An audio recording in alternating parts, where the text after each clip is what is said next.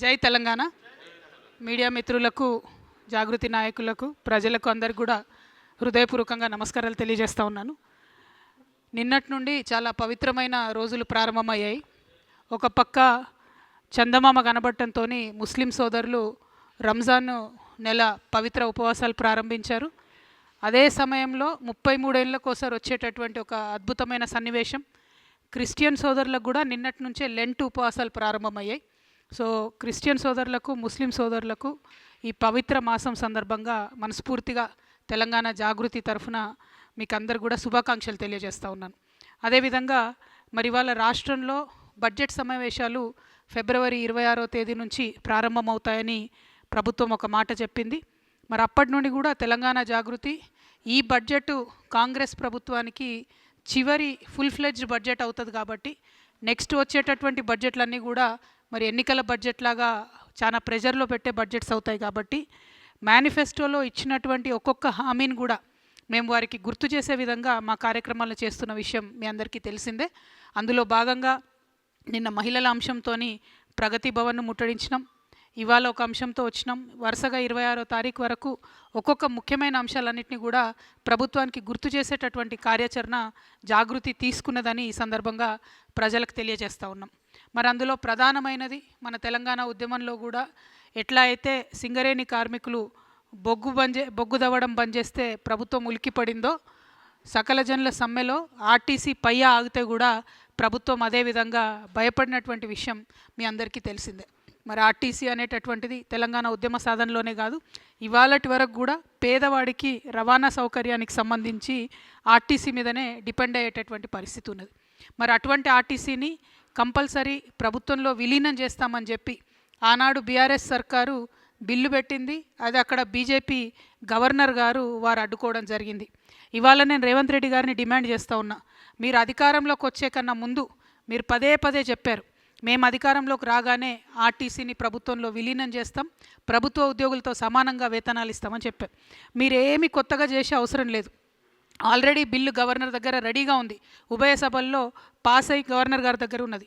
దాన్ని త్వరితగతిన పాస్ చేయించాలని చెప్పి నేను రేవంత్ రెడ్డి గారి ప్రభుత్వాన్ని, కాంగ్రెస్ ప్రభుత్వాన్ని డిమాండ్ చేస్తూ ఉన్నాను.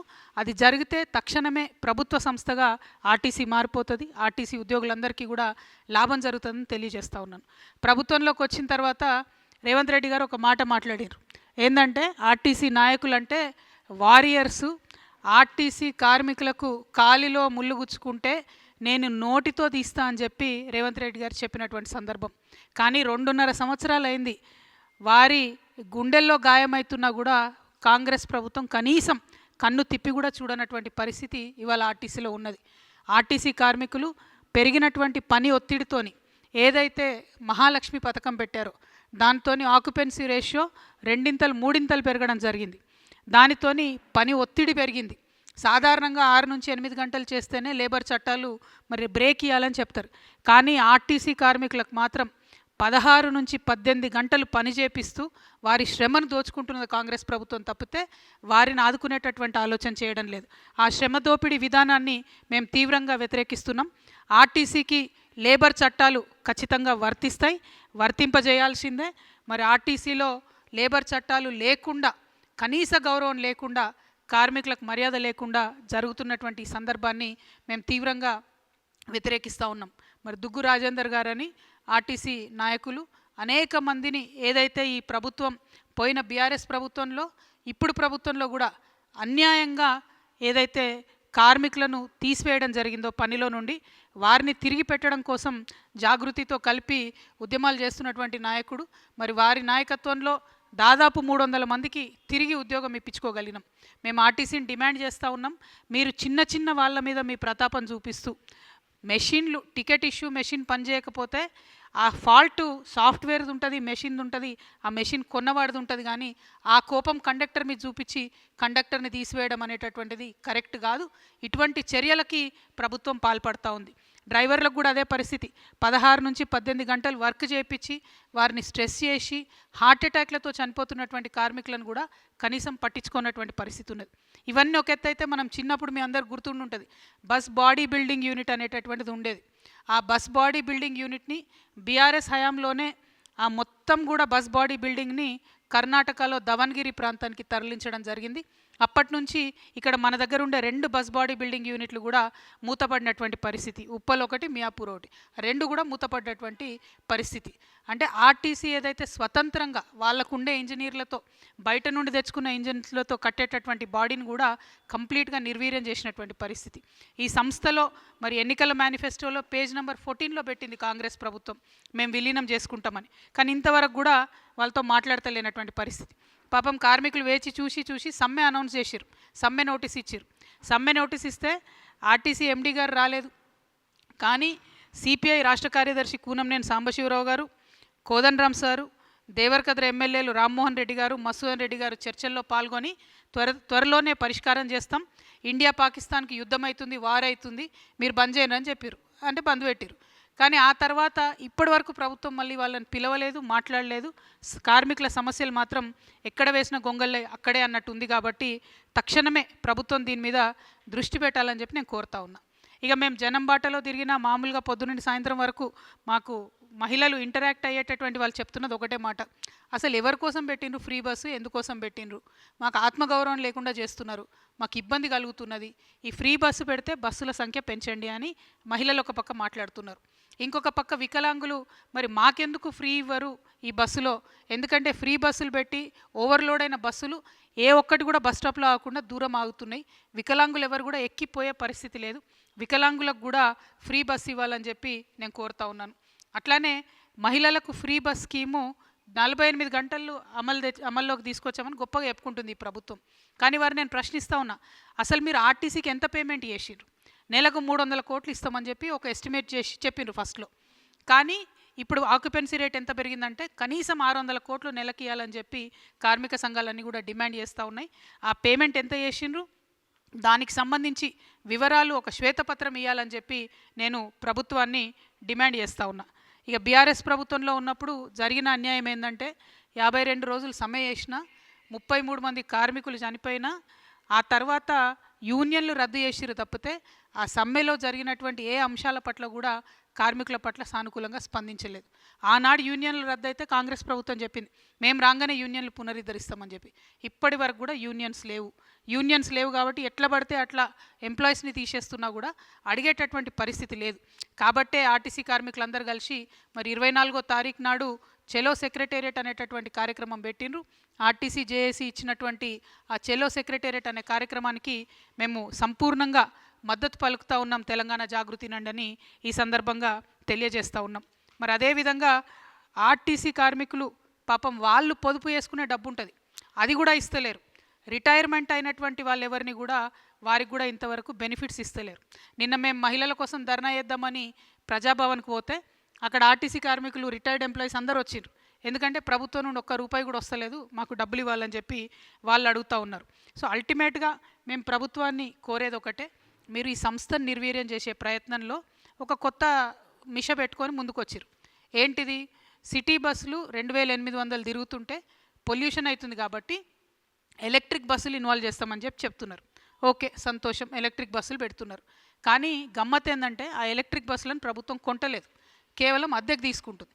అద్దెకు తీసుకునే ఈ బస్సులకు వాళ్ళ కిలోమీటర్కి ఇంత అని చెప్పి యాజమాన్యాలకు డబ్బులు చెల్లిస్తున్నారు. ఇంకొక పక్క మన ఆర్టీసీ బస్ డిపోలను ఖాళీ చేసి ఎలక్ట్రిక్ బస్సులకు సపరేట్గా డిపోలు ఖాళీ చేసి ఇస్తున్నారు. అక్కడ ఏం జరుగుతుంది, ఆ డిపోలలో వాళ్ళు మన కరెంట్ యూజ్ చేసి ఛార్జింగ్ పెట్టుకుంటారు. అంటే కరెంటు బిల్లు మనమే కడతాం, ఉల్టా ప్రైవేట్ వాడికి కిరాయి మనమే ఇస్తాం, బస్సు కూడా ఆర్టీసీ ఆస్తి కాదు. ఇవన్నీ ఒక ఎత్తు అయితే ఆ బస్సు నడపడానికి డ్రైవరు, ఆ బస్సులో ఉండే కండక్టరు, ఆ మెకానిక్లు అందరూ కూడా అవుట్సోర్సింగ్లో తీసుకుంటా ఉన్నారు. అంటే వాళ్ళు మన పిల్లలే, అవుట్సోర్సింగ్ ఎంప్లాయీస్తో మాకు ఇబ్బంది లేదు. కానీ వారు ఆర్టీసీ ఎంప్లాయీస్ అయితే ఒక బరువు ఉంటుంది, ఒక బాధ్యత ఉంటుంది, ఒక ట్రైనింగ్ ఉంటుంది, ఒక రెస్పాన్సిబిలిటీ ఉంటుంది. అది లేకుండా అవుట్సోర్సింగ్లో తీసుకున్నారు. మొన్న దుగ్గు రాజేంద్ర అనే చెప్తున్నారు, ఒక కండక్టర్ కరీంనగర్ లెక్కిండట అవుట్సోర్సింగ్లో తీసుకున్న పిల్లాడు హైదరాబాద్కి వచ్చే లోపల 9,000 రూపాయలు పైసలు వసూలైతే ఆ 9,000 పట్టుకొని వాడు మధ్యలో దిగి వెళ్ళిపోయాడు. అడిగేటోడు ఎవరు దిక్కులేడు. అంటే బాధ్యత ఉండదు బేసిక్గా బయట నుండి అవుట్సోర్స్ నుంచి తీసుకుంటే. వాళ్ళ ఆర్టీసీ ఎంప్లాయీస్ అయితే బాధ్యత ఉంటుంది. ఈ విషయాలు మరి రవాణా శాఖ మంత్రి పొన్నం ప్రభాకర్ గారికి నేను ప్రత్యేకించి గుర్తు చేస్తా ఉన్నా. ఎందుకంటే అసెంబ్లీ జరిగేటప్పుడు మా అన్న వాళ్ళందరూ పోతే ఆయన ఒక ఉచిత సలహా ఇచ్చిండట పొన్నం ప్రభాకర్ గారు, మంత్రులందరినీ కలవండాయా మీరు అన్నట. మరి అందరు మంత్రులు కలిస్తే ట్రాన్స్పోర్ట్ శాఖ మంత్రి తమరి దగ్గర ఎందుకు పొన్నమన్నా? మరి మీరు బాధ్యత తీసుకోవాలి, ఆర్టీసీ కార్మికులతో చర్చలు జరపాలి, వాళ్ళకున్న సమస్యల పరిష్కారానికి ముందుకెళ్ళాలని నేను డిమాండ్ చేస్తున్నా. పొన్నం ప్రభాకర్ గారు నేను పర్టికులర్గా రిక్వెస్ట్ చేస్తూ ఉన్నా, ఏదైతే ఫిట్మెంట్ పెంచినారో 2017లో 16% పెంచినారు, అదేవిధంగా 6 నెలల కింద ఒక 21% పెంచారు. ఆర్టీసీ ఉద్యోగులు ప్రభుత్వ ఉద్యోగులు కాదంటున్నారు. కాదన్నప్పుడు ప్రభుత్వ ఉద్యోగుల తరహా ఒక 1.5% హెచ్ఆర్ఏ వీళ్ళకు కూడా కట్ చేసిండ్రు. మరి మీరే చెప్పాలి, ప్రభుత్వ ఉద్యోగుల కాదా? ప్రభుత్వ ఉద్యోగులు అయితే జీతాలు కూడా పెంచండి, మరి ఓన్లీ కట్టింగ్ మాత్రం చేస్తున్నారు. పిఆర్సీ కూడా ఇంతవరకు పెంచలేదు, అమలు చేయలేదు. రిటైర్ అయిన వాళ్లకు బెనిఫిట్స్ లేవు.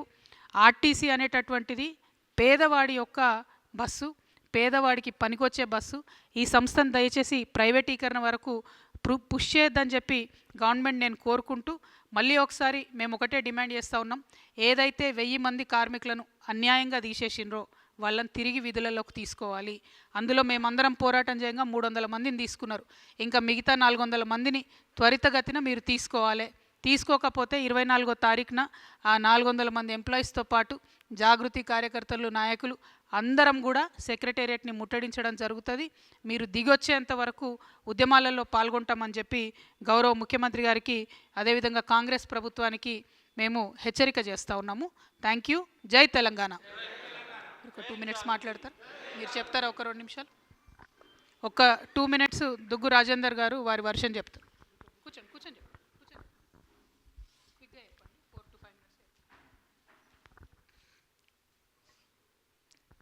ఈ పత్రికా సమావేశం వచ్చినందరికీ, పాత్రికేయులకు, తర్వాత నాతో పాటు కూర్చున్న వాళ్ళందరికీ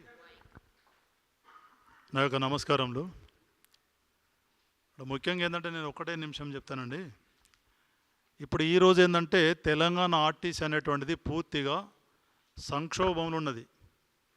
ఆ సంక్షోభం వలన ఏంటంటే అటు ఆ బస్సులలో ప్రయాణం చేసేటువంటి ప్రజలకు ప్లస్ మళ్ళీ సంస్థలో పనిచేసేటువంటి ఉద్యోగస్తులకి ఏంటంటే దీనివలన తీవ్ర అన్యాయం జరుగుతుందని చెప్పి, అంటే అప్పుడు ఈ గవర్నమెంటు ప్రభుత్వం ఏర్పడకముందు అంటే 2023 ఈ సెప్టెంబర్ అక్టోబర్ ప్రాంతంలో ఏంటంటే ఇప్పుడు ఉన్నటువంటి రవాణా శాఖ మంత్రి గారు, తర్వాత మన ముఖ్యమంత్రి గారు ఏంటంటే మేము కనుక అధికారంలోకి వస్తే ఈ యొక్క ఆర్టీసీని ఏంటంటే దీన్ని బాగా పటిష్టం చేస్తాం, కార్మికులకు ఎలాంటి అన్యాయం జరగకుండా ఆ పోయిన ప్రీవియస్ గవర్నమెంట్ ఎంతమందిని అయితే శాశ్వతంగా రిమూవ్ చేసినారో వాళ్ళందరినీ తిరిగి ఉద్యోగంలో తీసుకుంటామని చెప్పి చాలా సందర్భాలలో మంత్రి గారును ముఖ్యమంత్రి గారు మాట్లాడడం జరిగింది. ఇక దాని మీద ఏంటంటే పోయిన ప్రీవియస్ గవర్నమెంట్లో దాదాపు ఏంటంటే చిన్న చిన్న తప్పులతోని దాదాపు ఒక 1000 మందిని శాశ్వతంగా రిమూవ్ చేశారు. శాశ్వతంగా అంటే ఏంటంటే డిపో మేనేజర్ రిమూవ్ చేస్తే దాని మీద డిప్యూటీ ఆర్ఎం గారు అప్పీల్ ఉంటుంది, దాని మీద ఆర్ఎం గారు అప్పీల్ ఉంటుంది, దాని ఈడీ గారు అప్పీల్. ఈ 3 అప్పీలలో రిజెక్ట్ అయినటువంటి 1000 మంది ఉంటే దాన్ని పురస్కరించి మేము 2024 ఏప్రిల్లో ఒక ఉద్యమం స్టార్ట్ చేసి ఫస్ట్ టైం సీఎం గారి ఇంటికి ఒక రిప్రజెంటేషన్ ఇస్తే దాంతో వాళ్ళు దశల వరకు ఏంటంటే డిసెంబర్ 2024 నాడు ఒకటి 3 మెన్ కమిటీ వేసింది గవర్నమెంటు. ఆ కమిటీ ద్వారా ఏంటంటే 246 మందిని అంటే వాళ్ళకు ఉద్యోగం ఇవ్వనటువంటి వాళ్ళను మళ్ళీ ఉద్యోగంలో తీసుకున్నారు. ఇంకా ఏంటంటే 300-400 మంది పైచిలుకు మంది అట్లనే మిగిలిపోయి ఉన్నారు. కాబట్టి ఆ మిగతా మందిని కూడా ఏంటంటే ఏ జీవో ద్వారా అయితే తీసుకున్నారో ఆ జీవో ద్వారానే వీళ్ళను కూడా ఉద్యోగంలో తీసుకోవాలనేటువంటిది ప్రభుత్వానికి ఒక రిక్వెస్ట్ చేస్తున్నాం. ఇక రెండోది ఏంటంటే మెయిన్ ఏంటంటే ఆంధ్రప్రదేశ్ నుంచి తెలంగాణ ఆర్టీసీ డివైడ్ అయినప్పుడు ఆంధ్రప్రదేశ్కు ఆర్టీసీ కార్మికులు 62,000 మంది పోతే తెలంగాణకు 58,000 మంది వచ్చారు. అంటే ఇవాళ పాత 10 ఉమ్మడి జిల్లాలు, ఇవాళ కొత్త 33 జిల్లాలు ఏంటంటే మా యొక్క ఆర్టీసీ డిపోలు 99 డిపోలు ఉన్నాయి. ఆ 99 డిపోలకు 58,000 మంది కార్మికులు వస్తే ఇవాళ 58,000 మంది కార్మికులు ఎక్కడ పడిపోయినంటే 39,000 పడిపోయినారు. అంటే 19,000 మంది కార్మికులు అవుట్పుట్, అంటే వాళ్ళు చనిపోతే కానీ లేకపోతే రిటైర్మెంట్ అయితే కానీ వాళ్ళ ప్లేస్లో మళ్ళీ ఇన్పుట్ లేదు. అదే ఆంధ్రప్రదేశ్కి పోతే అక్కడ 62,000 మందికి 62,000 మంది అట్లనే, అంటే ఏ విధంగా అయితే రిటైర్మెంటు ఏ విధంగా ఉద్యోగాలు కోల్పోతే వాళ్ళు రిక్రూట్మెంట్ చేస్తున్నారు. ఇక్కడ తెలంగాణకు వచ్చేవరకు ఏమైపోయిందంటే ఎవరెవరైతే రిటైర్మెంట్ ఏ కారణం చేత ఉద్యోగం కోల్పోతే వాళ్ళ ప్లేస్లో కొత్త ఉద్యోగాలు ఇవ్వడం లేదు, తర్వాత వాళ్ళ ప్లేస్లో ఏంటంటే కొత్త వాళ్ళని భర్తీ చేయక ఇవాళ అయితే ఇంకా ఈరోజు కనుక లెక్క కనుక తీసినట్టయితే 38,000కి పడిపోయింది. అంటే 58,000 మంది కార్మికులు 38,000 మందికి వచ్చిందంటే ఇదే విధంగా ఈ కార్మికుల యొక్క రేషన్ తగ్గించుకోవడం అవుతుందంటే భవిష్యత్తులో ఏంటంటే గ్రామీణ ప్రాంతాలలో కానీ ఈవెన్ చిన్న చిన్న పట్టణాలలో కానీ ఆర్టీసీ బస్సు అనేటువంటిది కనుమరుగైపోతుంది. ఇవాళ ఏంటంటే గ్రామాలలో మీరు చూసినట్టయితే ఈ ఆర్టీసీ ఎర్ర బస్సులు గ్రామాలలో తిరిగినప్పుడే ఆ గ్రామాలకు ఒక అందంగా అనిపిస్తుంది. కానీ ప్రతి వాళ్ళు ఏంటంటే ఆనాడు రాజశేఖర్ రెడ్డి సార్ నుంచి మొదలుకుంటే తర్వాత మన కేసీఆర్ సార్ కానీ ఇప్పుడు రేవంత్ రెడ్డి సార్ అందరూ ఏంటంటే ఈ ఎలక్షన్లు అప్పుడు మాత్రం ఏంటంటే ఆర్టీసీ వాళ్ళకి ఏ ప్రాబ్లం జరిగినా ఏది జరిగినా మేము ఇట్లా అంటారు. వాళ్ళ అధికారంలోకి రాగానే ఏంటంటే మొత్తం ఏంటంటే వీళ్ళని విస్మరించి ఇవాళ నా పేరు దుగ్గు రాజేందర్, నాది సిరిసిల్ల దగ్గర విలేజ్ నిజామాబాదు. ఈ ఎవరైతే శాశ్వతంగా ఉద్యోగాలు కోల్పోయినరో వీళ్ళని కంపల్సరీ మీరు ఎక్కేయాలా సార్ అని చెప్పి నేను 2024లో ఒకటి ఏంటంటే యూనియన్లకు ఆర్టీసీలో అవకాశం లేదని చెప్పి TGSRTC victims employees welfare association అనే ఒక అసోసియేషన్ స్టార్ట్ చేసి దాన్ని రిజిస్ట్రేషన్ చేసి దాని ద్వారా ఉద్యమం చేస్తే ఏంటంటే పాత ఎండి సార్ అన్నప్పుడు ఎవరు కన్సిడర్ చేయలేదు. ఈ కొత్త ఎండి సార్ వచ్చినాక మీరు ఉద్యమం చేయాల్సిన అవసరం నేను చేస్తా అని చెప్పి 246 మంది ఎక్కారు. ఇప్పుడు నేనేమంటుండే మేము ఉద్యమం చేస్తే పాత ప్రీవియస్ గవర్నమెంట్ పీరియడ్లో అప్పుడు ఒక ఆర్ఎం కూడా రిమూవ్ చేశారు, డీబీఎంలో రిమూవ్ చేశారు, డిపో మేనల్ కూడా రిమూవ్ చేశారు. అంటే అది ఇష్టం ఏంటంటే ఫస్ట్ టైం అనమాట. ఈ డిపో మేనల్ ఏంటంటే వాళ్ళు పై స్థాయి అధికారులు డిపో మేనల్ డివిజనల్ మేనల్ ఆర్ఎంలో వచ్చారు. అయినా కూడా ఏంటంటే వాళ్ళందరినీ మేము ఉద్యమం చేస్తే వాళ్ళందరూ ఇప్పుడు బస్ భవన్లో కానీ హుజరాబాద్లో డిపో మేనల్ ఎక్కారు. అయితే వాళ్ళని తీసుకున్నారని ఈ కింద ఎవరైతున్నారో ఈ కండక్టర్సు డ్రైవర్సు మెకానికులు ఏంటంటే వాళ్ళకు అవకాశం లేక ఇంకా చాలామంది రోడ్డు మీద చాలామంది వచ్చిండ్రు. ఇక మాకు ఉద్యోగులు రావనేటువంటి ఉద్దేశంతో 27 మంది కార్మికులు చనిపోయినారు. అదొక మెమోరాండం ఏంటంటే నేను డైరెక్ట్ ఎంఈ నాగిరెడ్డి సార్కి ఇచ్చి రిక్వెస్ట్ చేసిన సార్ ఒక్కసారి వీళ్ళకి అవకాశం ఇస్తారు, ఒక్కసారి అవకాశం ఏంటంటే నేను 100% చేస్తానన్నాడు. దానిలో ఏంటంటే ఈ ఎండి సార్ తర్వాత అయితే ఈ సందర్భంగా ఏంటంటే ఈ అన్ని విషయాలు మాట్లాడిన మేడం గారు మాట్లాడారు కాబట్టి ఇప్పుడు ఈ జాగృతి పార్టీ తరఫున కానీ లేకపోతే మీ అందరికీ ఒకటి రిక్వెస్ట్ ఏంటంటే ఆర్టీసీ వాళ్ళు ఏంటంటే వేరే మీరు ఈ తెలంగాణ గవర్నమెంట్లో ఎన్ని ప్రభుత్వ సంస్థలు అవుతున్నాయో అవన్నిటికంటే కరెక్ట్ నీట్గా అసలు కరప్షన్ ప్రాక్టీస్ లేకుండా డ్యూటీ ఎవరు చేస్తారంటే కేవలం మా ఆర్టీసీ డ్రైవర్ కండక్టర్లు చేస్తారు. ఎగ్జాంపుల్ ఏంటంటే ఇవాళ 3:30కు జూబ్లీ బస్ స్టాండ్లో ఒక బస్సు ఉండాలంటే అది వరదలు రాని వానలు రాని ఉరుములు రాని ఎగ్జాక్ట్ 3:50 3:55కి అక్కడ బస్సును పెడతారు. అదే సపోజ్ ఇప్పుడు రెవెన్యూ కానీ పంచాయతీరాజ్ కానీ హెల్త్ డిపార్ట్మెంట్ కానీ ఇంకా ఇరిగేషన్ కానీ వర్షాలు పడే ఉరుములు వస్తాయంటే వాళ్ళ ఆఫీస్కు వాళ్ళని అడ్డటోళ్ళు. మా దానిలో ఏంటంటే చిన్న తప్పు చేస్తే ఛార్జ్షీట్ ఇస్తారు, ఛార్జ్షీట్ ఇచ్చి ఇంక్రిమెంట్ డిఫరెన్స్ ఆపైనా ఇంకా ఎంక్వైరీ సస్పెండ్ అవుతారు. కాబట్టి ఈ సందర్భంగా ఏంటంటే నేను ప్రభుత్వానికి ప్లస్ మా ఎండి సార్ ఏంటంటే ఎండి సార్ సౌమ్యులు చాలా మంచి సార్ వచ్చిండు. వాళ్ళు ఒకటే రిక్వెస్ట్ దీని ద్వారా సార్ ఏదైతే పాత గవర్నమెంట్ పీరియడ్లో తీసేసిన వాళ్ళందరినీ మేము తీసుకుంటామని చెప్పి ఆల్రెడీ మన ముఖ్యమంత్రి గారు కన్సర్న్ మినిస్టర్ గారు చెప్పిండ్రు. అదే దాంతో మీరు అదే మాటకు కొంచెం డివోట్ అయ్యి మిగతా వాళ్ళందరినీ ఉద్యోగంలో తీసుకున్నట్టయితే ఇటు ప్రభుత్వాన్ని కానీ కార్మికులు కానీ సంతోషంగా ఉంటారని చెప్పి నేను ఈ సందర్భంగా తెలియజేస్తున్నా. నాకు ఈ అవకాశం ఇచ్చేందుకు మేడం గారు కూడా నేను కృతజ్ఞత తెలియజేస్తున్నాను. దాదాపు ఈ రాష్ట్రంలో ఒక 75 కార్పొరేషన్లకు చైర్మన్లను వేయడం జరిగింది. ఆర్టీసీకి మాత్రం చైర్మన్ లేకపోవడంతో కూడా ఇబ్బంది అవుతుందన్న విషయాన్ని పదే పదే కార్మికులు చెప్తున్నారు. ఒక పక్క యూనియన్ లేదు, ఇంకొక పక్క చైర్మన్ లేదు. అంటే ఎట్ ఎనీ కాస్ట్ అధికారులకే చెప్పుకోవాల్సి వస్తుంది. వాళ్ళ జులుంను భరించలేని పరిస్థితి ఉంది. కాబట్టి మరి ప్రభుత్వాన్ని సత్వరమే ఆర్టీసీకి చైర్మన్ వేయాలని కూడా మేము ఈ సందర్భంగా డిమాండ్ చేస్తూ ఉన్నాను. అట్ ద సేమ్ టైం విద్యార్థులు, వికలాంగులు, జర్నలిస్టులకు సంబంధించిన బస్ పాస్లు ఏవైతే ఉంటాయో అవేవి కూడా రియంబర్స్మెంట్ చేయడం లేదు. వాటిని రియంబర్స్ చేయాలని కూడా నేను కోరుతా ఉన్నాను. మరి హాజరైనటువంటి పత్రికా మిత్రులకు, ప్రజలకు అల్టిమేట్గా కోరేది ఒకటే, ఆర్టీసీని బతికించుకుందాం. సామాన్యుడికి ఏదైతే ట్రాన్స్పోర్ట్గా వ్యవహరిస్తుందో అటువంటి ఆర్టీసీ సంస్థను ప్రైవేటీకరణ చేసేటటువంటి కుట్ర ఏదైతే ఉందో దాన్ని అందరం కూడా కలిసి సమిష్టిగా అడ్డుకోవాలి. ఆ కార్మికుల యొక్క సంక్షేమం కోసం కృషి చేయాలనే ఉద్దేశంతో జాగృతి ముందుకు నడుస్తుందని తెలియజేస్తూ సెలవు. Thank you. జై తెలంగాణ, జై జాగృతి.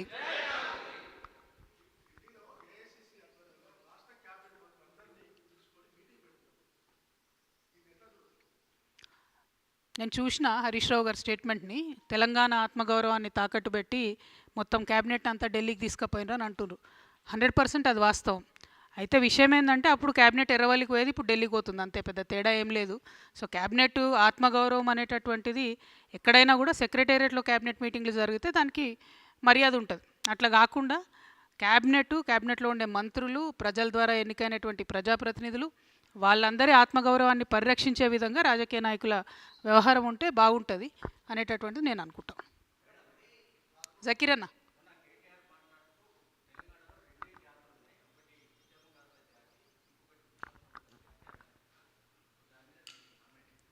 100%. మరి ఉద్యమ ద్రోహులు ఎవరన్నది ప్రజలు నిర్ణయిస్తారు ఫ్యూచర్లో. ఎందుకంటే ఉద్యమానికి ద్రోహం చేసేటటువంటి వ్యక్తులందరినీ పక్కన పెట్టుకొని మాట్లాడుతున్నది ఎవరు, ఉద్యమకారులతో పాటు ప్రయాణం చేస్తున్నది ఎవరని ప్రజలు గమనిస్తూనే ఉన్నారు కదన్న రోజు. ఆయన కేటగిరైజేషన్ చేస్తే, వారు కేటీఆర్ గారు కేటగిరైజేషన్ చేస్తే కేటగిరైజేషన్ జరగదు కదా. ప్రజలు చేస్తారు కేటగిరైజేషన్ అన్నది. ప్రజలు గుర్తిస్తారు ఎవరు ఉద్యమకారులు, ఎవరు ఉద్యమ ద్రోహులు అన్నది.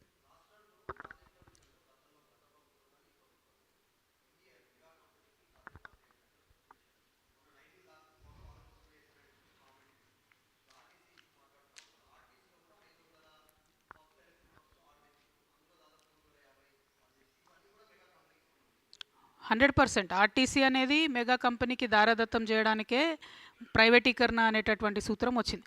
ఎలక్ట్రిక్ బస్సులు కావాలి, పర్యావరణాన్ని పరిరక్షించాలని అందరం కూడా అంటున్నాం. కాకపోతే పాయింట్ ఏంటంటే ఆ ఎలక్ట్రిక్ బస్సులు ఆర్టీసీ ఓనర్షిప్లో నడవాలి. దానికి మన గవర్నమెంట్ అంటే మన ఆర్టీసీ డ్రైవర్ ఉండాలి. శిక్షణ విషయంలో కావచ్చు, క్రమశిక్షణ విషయంలో కావచ్చు, ఆర్టీసీ స్టాఫ్కు ఉండే ట్రైనింగ్ వేరు ఉంటుంది, ప్రైవేట్గా తీసుకునే పిల్లల ట్రైనింగ్ వేరే ఉంటుంది. ఇప్పుడు ఆ ఎలక్ట్రిక్ బస్సులు పెట్టి అవుట్సోర్సింగ్ పెట్టి కండక్టర్ డ్యూటీ కూడా డ్రైవరే చేసే పరిస్థితి వస్తున్నది. మామూలుగా యావరేజ్గా ఒక ఆర్టీసీ బస్సుకి 6 కార్మికులు బతుకుతారు. ఈ గవర్నమెంట్ వచ్చినాక ఏం చేసింది, ఆ రేషియోను 3కి తగ్గించింది. అంటే చాలా వేగంగా ప్రైవేటీకరణ వైపు వెళ్తున్నది. అది కరెక్ట్ కాదు, ఎవరికి కరెక్ట్ కాదు. అది రాష్ట్రానికి కరెక్ట్ కాదు, ఆర్టీసీకి కరెక్ట్ కాదు. పర్యావరణాన్ని సరిచేయాలనుకుంటే మన ఓనర్షిప్ అనేటటువంటిది ఎలక్ట్రిక్ బస్సులది గవర్నమెంట్ దగ్గర ఉండాలి. ఎందుకు అద్దెకు తీసుకుంటున్నారు? ఆ అద్దెకు ఉండే కండిషన్లు ఏంది, మళ్ళీ ఎప్పుడు ఇస్తారంటే అల్టిమేట్గా ప్రైవేట్ వ్యక్తులకు, ప్రైవేట్ సంస్థలకు లాభం చేస్తున్నారు అనేది క్లియర్గా తెలుస్తున్నది. Thank you. అది తప్పు. యాక్చువల్లీ మంచి టాపిక్ గుర్తు చేసినావు బ్రదర్. జేఎన్యూఆర్ఎం అనే స్కీమ్ ఉంటుంది. దాంట్లో ఒక్కొక్క బస్సుకు 36 లక్షలు గ్రాంట్ వస్తుంది. ఈ రాష్ట్ర ప్రభుత్వం వచ్చిన తర్వాత, బీఆర్ఎస్ ప్రభుత్వం ఉన్నప్పుడు గ్రాంట్ రిలీజ్ చేసింది. ఈ ప్రభుత్వం వచ్చిన తర్వాత ఏదైతే కేంద్రం నుండి గ్రాంట్ వస్తుందో వీళ్ళు ఆర్టీసీకి ఇస్తలేరు. నేను అందుకే శ్వేతపత్రం రిలీజ్ చేయమని చెప్తున్నా. ఒక పక్క మహాలక్ష్మి పథకం కింద ఆర్టీసీని వాడుకుంటూ ఆర్టీసీకి చెల్లించాల్సిన డబ్బులు చెల్లించడం లేదు.